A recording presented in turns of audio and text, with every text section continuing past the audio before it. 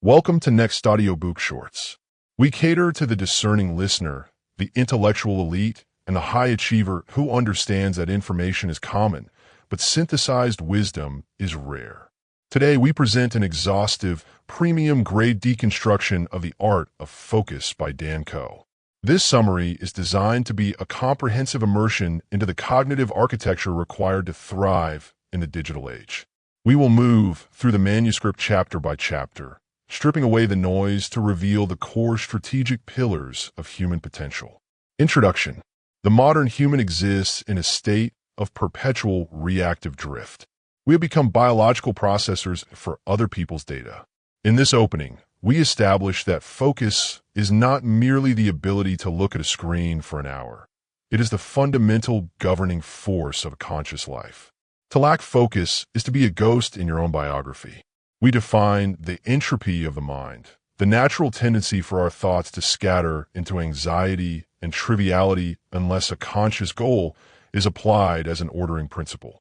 This sets the stage for a transition from a consumer-based existence to a creator-based existence. The principles. To master reality, one must first understand the invisible laws that govern it. The elite mind operates on the principle of intentionality. Most individuals operate on default mode, responding to notifications, social pressures, and ancestral programming. Here, we explore the principle of macrovision and microfocus. You must possess a vision so large it borders on the impossible, yet possess a focus so narrow it ignores everything but the immediate next step. We analyze the law of the vital few, asserting that 80% of your results will come from 20% of your focused efforts. To identify that 20% is the first mark of a sophisticated operator. The three pillars. The architecture of a focused life rests upon three unbreakable pillars: focus, energy, and experience. Focus is the pointer. It is the psychic energy directed toward a specific point in space-time. Without a pointer, energy is sprayed uselessly in all directions. Energy is the fuel. This is the biological and spiritual capacity to maintain the pointer. We discuss the metabolic cost of high-level thought and why most productivity fails because the practitioner is physically and mentally bankrupt. Experience is the refining fire. Knowledge remains a burden until it is converted into wisdom through action.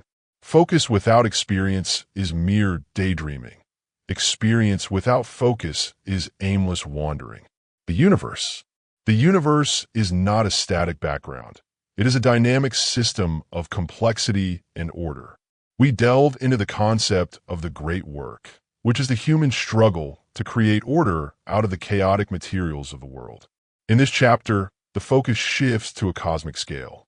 We learn that the void, the empty space in our schedules and minds, is not something to be feared or filled with cheap entertainment.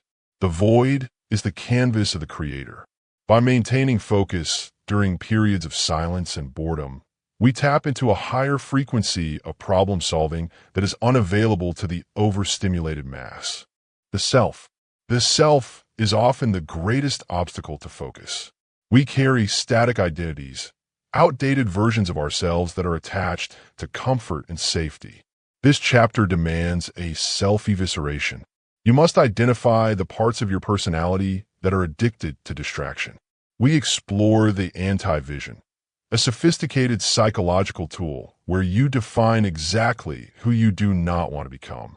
By focusing on the repulsive nature of a mediocre, distracted life, you create a powerful away-from motivation that propels you toward your toward-at goals.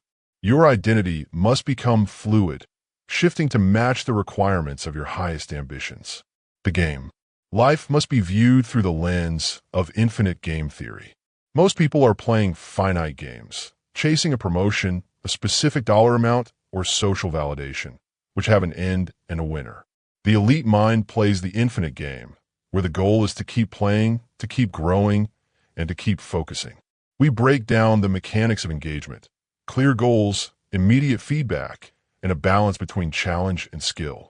When your life is structured as a game, work becomes play, and the need for discipline vanishes because you are pulled forward by the inherent joy of the process. The lens. Your lens is your unique perspective, forged through your specific interests, pains, and triumphs. In a world of copy-paste personalities, a unique lens is the highest value asset. We discuss cognitive narrowing, how stress and social media shrink your lens until you can only see the immediate and the negative. To expand your lens, you must practice perspective shifting, the ability to look at a problem from the view of a philosopher, an engineer, and an artist simultaneously. This multidimensional focus allows you to solve problems that others don't even realize exist. The formula. High-performance output is governed by mathematical certainty, meaning X-focus/time equals mastery. Meaning provides the why, focus provides the how, and time provides the compound interest. We dissect the fallacy of the quick fix. Mastery is a long-game strategy. We introduce the daily Big Three. Three essential tasks that, if completed, make the day a success regardless of what else happens. By focusing exclusively on these three, you bypass the busy work trap that keeps the masses in a state of productive-looking stagnation. The shift. There's a profound metaphysical shift that occurs when an individual moves from seeking to becoming. Most people spend their lives seeking the right book, the right mentor, or the right moment. The focused individual realizes that they are the moment. This chapter explores the flow state, a neurochemical condition where the ego vanishes and the task at hand takes over. We provide the elite protocols for inducing flow, the removal of all external triggers, the alignment of task difficulty, and the pre-work ritual that signals to the brain that it is time to transcend. The new rich. The new rich are the sovereign individuals of the digital era. They do not trade time for money. They trade value for scale. This chapter focuses on the transition from a specialized cog in a machine to a generalist specialist. By focusing your attention on building a digital estate, content, code, or products, you create systems that work for you while you sleep. We analyze the attention economy, proving that in a world of infinite content, the person who can command and direct human attention, starting with their own, holds the keys to the kingdom. The skill stack. True elite status is found at the intersection of seemingly unrelated skills. We discuss the stacking protocol. You do not need to be the top 1% in one field. You need to be the top 10% in 4 related fields. For example, a focused individual who combines psychology, writing, graphic design, and marketing becomes a category of 1. Focus is the thread that sews these skills together into a cohesive, lethal career strategy. We identify the immutable skills that will never be obsolete. The ability to learn, the ability to communicate, and the ability to think from first principles. The project. The project is the physical manifestation of your mental focus. It is the bridge between the internal and the external.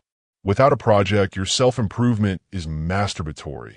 It feels good, but produces nothing. We detail the vessel of creation, how to pick a project that is too big to fail, but small enough to start. Whether it is a business, a body of work, or a lifestyle design, the project serves as your North Star. When you're lost in the fog of daily life, you look to the project to remind you where to place your focus. The vessel. We conclude with the biological foundation. Your brain is an organ, and your mind is its function. If the organ is toxic, the function will be flawed.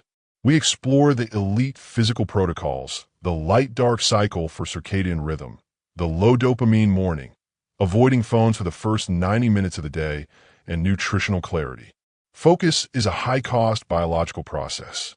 You cannot think like a genius if you eat like a peasant. The vessel must be optimized through movement and stillness, ensuring that when the mind calls for focus, the body has the capacity to deliver it. This concludes our elite deconstruction of the art of focus. You have been listening to Next Audiobook Shorts. In a world of noise, thank you for choosing the signal.